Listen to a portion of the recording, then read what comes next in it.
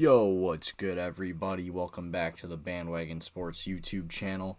I'm Shoot DaRock, and I'm here today with a new show that I'm going to start doing here on Mondays called the Morning Shootaround. So if you guys listen to layup lines like Boomer Bust, a lot of my other shows, it's more, I have a lot of stats, a lot of numbers, reading off, being like, all right, this is info research, what I like behind my picks. But this is going to be more of like kind of casual, more just kind of like conversation. Not going to be a lot of like stats and stuff up on the screen. Just more just kind of me talking, giving my takes from around the sports world this weekend. Just from all the sports, college basketball, that's my main specialty. It's what I'm talking a lot here recently, especially with being March now. Big month for college basketball. We got conference tournaments starting on Monday, starting today. Atlantic Sun starts today. I'm excited about that. I'm also talking a little NBA.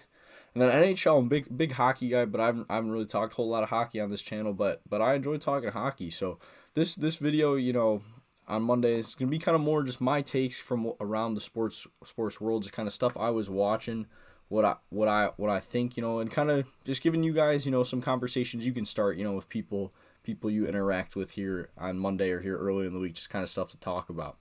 So that being said, I am going to start in college basketball, kind of give some of my thoughts on the games I watched this weekend. Like I said, second to last weekend of the regular season, last weekend for some of these conferences. So, the first game that I really want to touch on, Baylor.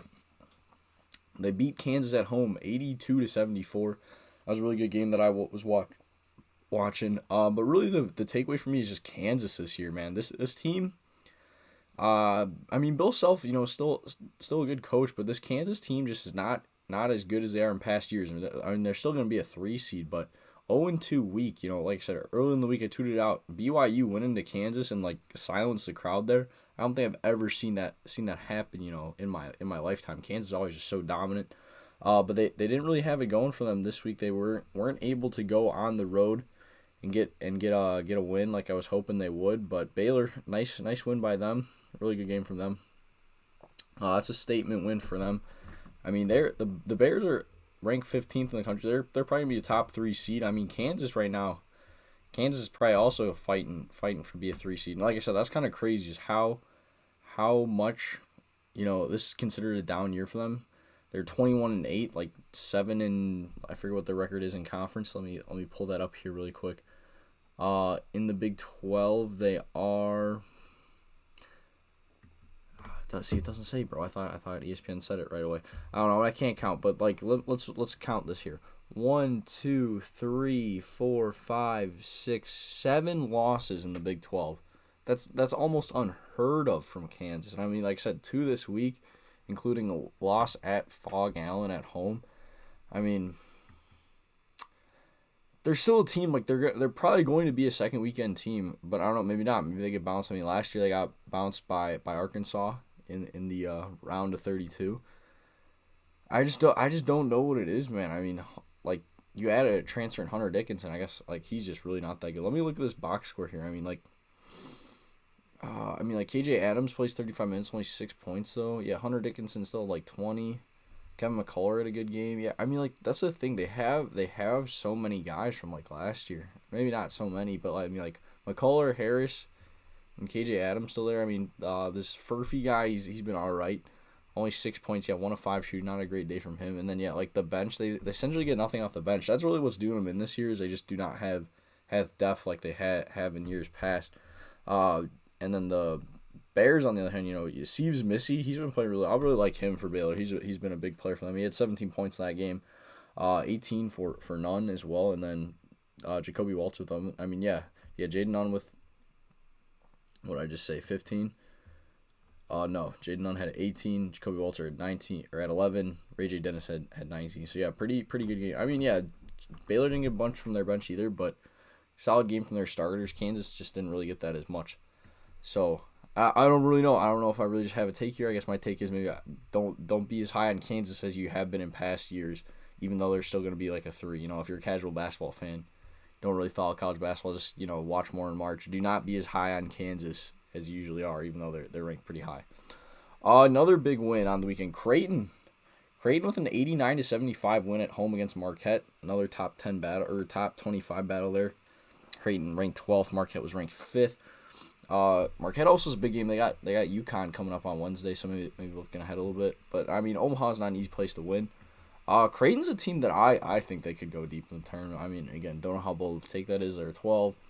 But I mean, they were right there last year. A shot breaks their way, and they find themselves in the Final Four. But they did not. It didn't. But I like it. They still have Cockburn, still have Bailey Shireman, Trey Alexander's there. I mean, yeah, really good game from Shireman, 26 points, 6 of 12 from 3. I mean, that's unheard of. Yeah, that's their thing. Creighton is such a good 3-point shooting team. Like when they get hot, they are so hot. They don't miss. It's a lot of fun to watch. Like their team maybe pick them go far, but also just watch their games. I just enjoy watching them so much. I didn't get to watch this one as much. I was driving a little bit, but yeah, I mean, I love watching Creighton. Marquette's a team I think that I could go far, but like I said, no Tyler Kolek or Osa Ighodaro, so that's kind of tough. And I mean, yeah, then they're only playing 7 guys. I mean, it's tough to win on the road, especially when you're missing your 2 best players. I mean, Cam Jones, 23 points. He was a leader for Marquette. I mean, that's just one. It's tough. UConn clinched the Big East title today, so I guess this game is really more just for seeding a little bit. Let me look at some numbers here. Yeah, I mean, Marquette shot under 50% from the field, while Creighton shot 54%, and then Creighton also shot 40% from 3. Marquette only shot 30%. So, I mean, like I said, Creighton's just such a good shooting team, especially in their home gym. It's hard to beat them. I mean, we saw it. They ran UConn out of the building. Not a blowout here. I mean, Marquette, like I said, given the circumstances, did battle a little bit in this one when I was watching, but just not too much. Creighton too much to handle for the Golden Eagles. Good road win. I actually didn't really catch this one. I was out doing some stuff Saturday night. But Tennessee is another team I really enjoy watching. The 4th-ranked team in the country. They go on the road to Tuscaloosa, win 81-74 over the Crimson Tide. I mean, it's a really solid win. Really the guy that I watching with Tennessee. He didn't have a great game yesterday, but Dalton Connect's a lot of fun to watch. But yesterday they were led by Zakai Ziegler. He was a guard for them, really good last year, but tore his ACL late in the season. That's kind of what did it in the Volunteers. So this year, I mean, he's healthy. He had 18. Dalton Connect had 13, but on 14 shots and only 1 of 7 from 3. So not a great night for him. I mean, Joseph Adu's a solid big for the Volunteers. And Santiago Vesky still there. I mean, he's a sharpshooter, 2 of 5 from beyond the arc, only 8 points. But I mean, he can hit some big shots for them. Alabama, man, they're a team. I don't really know what to make of them. They scheduled such a tough non-conference. I really applaud them for that. Seeing them get tested. I mean, played Purdue, played Arizona, played a lot of really good teams. But I mean, we saw last Saturday they got run out of the gym by Kentucky. Kentucky hung 117 on them, and then now to come home and lose at home to Tennessee. I mean, like I said, I've been saying a lot of my videos, it's really hard to win on the road. So this is a very impressive win for the Volunteers. They're a fan. I think they're a lot of fun to watch. Like I said, Dalton Connect, not a great game Saturday. Like I said, I didn't really get to tune into this one anyways. But, I mean, Tennessee's another team, in March, if you're a casual fan, even if you don't pick them to go super deep, just watch them. Just watch them. They're so much fun.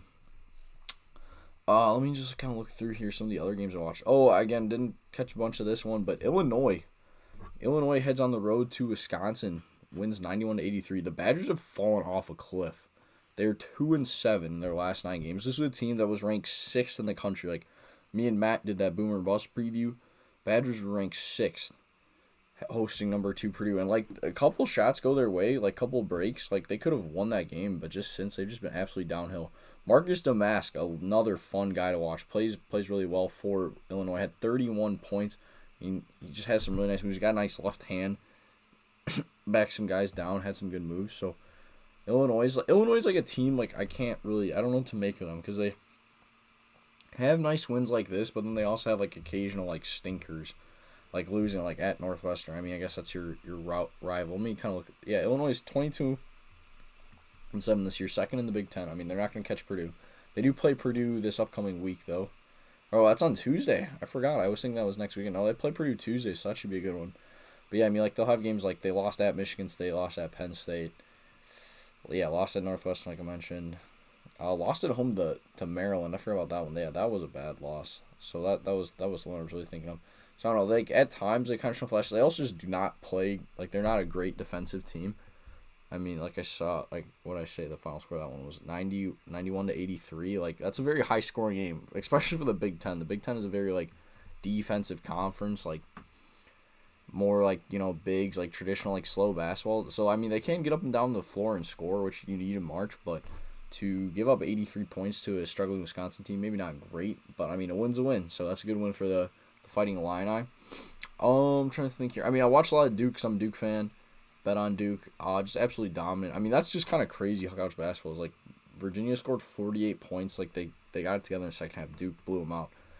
But then, like, Arkansas scored 102 points and lost, because once again, Kentucky 111. Like, they're a team, bro. Imagine if Kentucky and Illinois match up in the tournament. Those will be two good teams. I mean, Kentucky, big win. I feel bad. I didn't shout it out on layup lines this week. Reed Shepherd, heck of a shot to win at Mississippi State. But yeah, I mean, Reed Shepherd and Rod Dillingham, really, really fun guys to watch. I guess Kentucky. I'll throw Kentucky in my fun teams to watch. All right, why don't we do that? I'm just make a list. Top 5 fun teams to watch. Because I did, on stream, like top 5 teams I think go deep. Top 5 teams like I enjoy watching. I'm not going to include Duke because that's my favorite team. It's kind of a given that I would enjoy watching them. I'm going to go, like I said, I'm going to go Creighton. I like watching Creighton. Just, they're really good. They can shoot the lights out of the ball. I'll go Tennessee. So Creighton, Tennessee. Yeah, we'll throw Kentucky in there just because their games are just so crazy, high scoring offensively. Oh, I'm trying to think who else. I mean, I still like watching Marquette. I like watching Marquette. And then I'm just really trying to think like who moves the needle for, because like there is good teams in the Big 12. I do enjoy watching Houston, but it's not like offensive basketball. Like Houston's a very good defensive team, and that's why I think they can go deep. They have good defense and good guard play. Those are two things you need in March. So what I say? Tennessee, Creighton, Marquette, Kentucky, and we'll throw Kentucky just because they're fun to watch, and then sure, why not? We can throw Illinois in there. I like watching Illinois. Illinois is fun. I mean, just like SEC basketball is like a lot of fun too. Just like like Auburn, I watched it a little bit. Yeah, I guess I'd say probably the two conferences I watch the most or like enjoy watching. If you like offensive basketball, I'd say watch Big East teams, watch SEC teams. Those are pretty good. I mean, UConn's obviously top team in the country. Blew out Seton Hall today. Danny Hurley's kid got in the game. That was really cool. Sorry, I'm just kind of rambling all over the place here, but that's what I'm kind of I want this to be. Just kind of me talking. Hopefully you guys are listening. Hopefully enjoying. If you are, make sure to drop a like. I appreciate that. Subscribe. Like I said, try to do this more often. So yeah, Hurley, bro. I didn't even know bro's name, to be honest. Yeah, Andrew Hurley got in the game. Got a free throw. That was pretty hype. Yeah, UConn clinched the Big East today, 191-61 blowout Seton Hall. Seton Hall actually beat UConn at home the first time. I mean, UConn's would be so tough to beat come tournament time. We haven't had a back-to-back champion in a while, but I could see UConn. I'd sprinkle some money on them. And then the final college basketball game. Sorry, I'm talking about college basketball more than I am a little bit. Thought I was here. Gonzaga, 70-57, going on the road to St. Mary's. This was one. The Bulldogs are getting hot at the right time. They honestly kind of thought they were overrated. Thought they'd miss the tournament this year, but this is a big win. Like I bet on St. Mary's. St. Mary's won in Gonzaga earlier in the year. St. Mary's also won 16 straight games for this one. So really good game from them. The big score, the guy I was really impressed with, Ryan Nembhard at 20 for Gonzaga. Big game from him. Also, what's this guy's name, bro? Holy cow. Graham Ike, 24 points. Really solid game for him. 11 to 20 from the field. I mean, that's a really good game. Yeah, 9 of 15 from Nembhard. He was not missing 2 of 4 from 3. St. Mary's kind of was going on a run a little bit in the second half, had me amped up, think they can maybe come back, but no, it was Nembhard just always had an answer, always just hitting some big shots, and I mean it was really impressive, really fun to watch. So yeah, Gonzaga, I mean St. Mary's still won the WCC, but Gonzaga now they split the season series with them. Probably we're looking at a third meeting here in the conference title game, but even if Gonzaga doesn't win the conference title game, they lose, I think they're going to be in. Earlier in the year, it was seeming they're probably going to need to win the conference to make it in. I think now they should be a lock.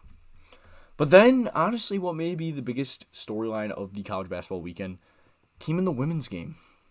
When Caitlin Clark, she already held the record for most points ever in women's college basketball for a career. Well, she broke Pistol Pete's record that had stood for 54 years with some free throws here in the first half. Granted, she got off a little chintzy technical foul. I didn't love that call. But, I mean, she's just so fun to watch. I'm going to be honest. Like, I didn't really watch a ton of women's basketball till last year. My roommate was a big Iowa women's basketball fan. And, I mean, I just, like, she's fun to watch. Like, she's a bucket getter. Like I said, I'm talking about entertaining teams in the men's. Caitlin Clark's fun to watch, bro. Even if you do not watch women's basketball, you know, that's not your thing. Just check her out. Like, she's so fun. Even just the highlights. Gets a big win for the Buckeye over the Ohio State Buckeyes stay at home for Iowa. Iowa did lose to Ohio State earlier in the year, and that was a whole big ordeal. Caitlin Clark got bumped by an Ohio State fan. Caused some controversy there, but they get revenge, get the win today, and Iowa with the big win, and Caitlin Clark, congratulations on becoming the new leader in NCAA history. But now moving over to the professional basketball ranks, another big scoring milestone. Granted, once again it came from a loss. LeBron James becomes the first player in NBA history to score 40,000 career points, but they fall 124 to 114 to the Denver Nuggets, defending champions, who swept the Lakers last year in the conference finals. And honestly, I think they could do it again. Nikola Jokic is so good, man. Like, he's by far the best player in the NBA this year. I think he's probably going to win another MVP. He went for 35 points, 10 boards, 7 assists on Saturday. I mean, just dominant. Like I said, I was out Saturday night, so I didn't get to watch this game super in depth. But I know right now, like, they're in the thick of it. They're battling for it. The Denver Nuggets would be my favorites to come out of the Western Conference once again. I mean, again, maybe square pick like UConn. You know, they're defending champs. Like, obviously, they're the favorites, but I think that's probably the way to go. That's where to put your money on, at least. I was high on this Lakers team early in the season, but I just don't think they're going to get it done. I don't think they can get by the Nuggets. And, I mean, the Lakers right now are currently in a play-in spot, so it's going to be tough regardless. Let me pull up these NBA standings here, because there are also some big games. I mean, Minnesota and the Clippers head into Minnesota, got the win 89-87 here on Sunday. Sorry, I'm trying to pull up the standings here. I mean, the Clippers are probably my team here. Let me look at this. Let me go down here. So right now, yeah, OKC, they won tonight, so now they're solely in first place in the West. Then Minnesota's now half game. Then Denver's also tied for half game. Clippers are 2.5 games. But, I mean, they're probably the team behind Denver that I have my most confident in, just because Kawhi Leonard's won before. They finally kind of have it all clicking here as a team. Kind of just in the past, the Clippers, it's never, guys haven't been healthy. But this year they've been healthy. Paul George and Kawhi Leonard both been healthy, been playing well. Nice win today here on the road. So I would probably go with either the Nuggets or the Clippers to win the West. OKC, I mean, they're a really good team. Nice win today. Like I said, over the Suns, they got the dub, so I'm clicking on the wrong thing here. I was watching that game here at the end. I forget the final score. It was 118 to 110 heading into Phoenix. Shai Gilgeous-Alexander with 35 points. I mean, good game from him. Chet Holmgren's also been a lot of fun to watch. I mean, OKC's gonna be a menace. Like, they're going to be good in the future. My thing with them, just why I'm maybe not super high on them this year, just they're just young. They haven't experienced it really in the postseason before, and I think that really does matter in the NBA when it comes to the playoffs. Like, you kind of have to go through a little bit. I mean, we saw with Golden State before their dynasty, like, they couldn't get out of the first round. Got a new coach, we're battle tested a little bit, and they finally were able to pick it out. And then look what happened. I mean, but they're not a dynasty anymore. I mean, they got blown out, lost by 50 to Boston today. Boston, best record in the NBA, 48-12. Jason Tatum, 26th birthday. I guess he's not still 19 anymore. That was a funny joke for a long time there. But yeah, Boston would be, I would say, again, square pick. Boston, I think, is the favorite. Like, it's kind of their Eastern Conference to win. They are 8.5 games ahead of the Bucks currently. And Milwaukee's, had struggles this year firing their coach. Can Doc Rivers finally be the guy? Kind of trying to figure it all out. And while Dame was a good add, changes the dynamic of their offense a little bit, with Giannis and him. I mean, Jaylen Brown also played really well again today. Sorry, I keep clicking the wrong stinking thing. And I can't, I keep clicking on the schedule, not box scores. I get box scores here. But yeah, I forgot about that. Yeah, Celtics and Nuggets actually play in Denver on Thursday, second game of that TNT doubleheader. That's going to be a good one. Let's see here. So yeah, Tatum with 27. Good game for him. High score, though, Jaylen Brown, 29. Derek White with 14 as well, another double figure. Derek White's been a really good addition for them this year. He's been playing really well. I mean, that's what's been the difference. Peyton Pritchard, also a really good game, 19 off the bench for him, including 3 5 from beyond the arc. They're a deep team. I mean, look at how, again, it's different because it was a blowout, but 1, 2, 5. They had 12 different players play today, and all played double-digit minutes, So, again, blowout, a little bit different circumstance, but Boston, they're gonna be a fire team, man. I really like what they have cooking there. Yeah, 140-88 win over Golden State. That's insane, bro. Beating Golden State again. Not Golden State's not what they used to be, but to beat them by that many points, 50 points, that's insane. Golden State currently is in the play-in. They're the 9. Them and the Lakers both 10 games out of first. They're currently the 9-10 respectively. I mean, I think this playoff picture is here pretty set in the West. Utah's 5.5 games behind them. Houston's 6. I don't really think either of those teams are going to catch them, but you never know. So, and then finally, I'm going to wrap it up. One more pro sport. Like I said, I want to talk some hockey. Actually, big week in the NHL this week. The trade deadline is Friday. And I know, yeah, it's a little late, because there's only about a month left in the season. But the NHL trade deadline is a little bit different. It's not like the NBA and MLB where star players are getting moved. The NHL is more role players, kind of depth guys. All the contenders just trying to add third, fourth line players, maybe even a second line guy. Because yeah, more kind of depth. But the big name really out there is Jake Guentzel, and I think Jake Guentzel's gonna be traded. So for those of you who don't know, Jake Guentzel plays for Pittsburgh Penguins. Very dominant team. Had Sidney Crosby, Evgeny Malkin. Guentzel was a really good, young guy, came on for them, but his contract's coming up at the end of this year. And the Penguins are now 10 points out of a playoff spot. I mean, they have played a couple left games on the teams ahead of them, but they're also 7th place in their division. So the 4 teams that they would have to jump to catch to get into the playoffs are all in their division yet. So right now, Detroit and Tampa Bay are the 2 wild cards, both with 72 points. Then it's the Islanders with 66. The Capitals was 65, the Devils was 64, and then the Penguins was 62. So, I mean, it's sad, but I just kind of think they're dynasty over. It's they missed the playoffs last year. They were right there. They lost a game they needed to win to get in, but they didn't have it. So, I would say Jake Guentzel's probably the big name that's getting moved to the deadline. I mean, they just re-signed Malkin and Letang. That's why it's really disappointing. I mean, they trade for Erik Karlsson this offseason. They really are trying to juice up this team for one last run and just is not panning out. So I think Guentzel for sure is gone. And, I mean, who knows, man? Do they trade Sidney Crosby? It's your franchise legend. That's your franchise cornerstone. But, maybe have him go win a cup elsewhere. I mean, just the return you'd get for Sidney Crosby, insane. I mean, kind of look at the Blackhawks. I mean, Patrick Kane came back to town last Sunday. And, I mean, that's a guy, you think he's going to be a career Blackhawk. He won so much there, did so much. But, Blackhawks decided it was time to move on, and they got a good return for him. And I mean, who knows? Maybe he comes back. I mean, I would not rule out if somehow the Penguins traded Crosby. I mean, this is going against what I'm saying. Big names don't move. This would be a huge name moving, which I don't know. I don't think it'll happen, but you never know. And then probably really the only other big name I would have moving would be Jeremy Swayman, a Boston Bruins goalie. Boston has 2 good goalies in Swayman and Linus Ullmark.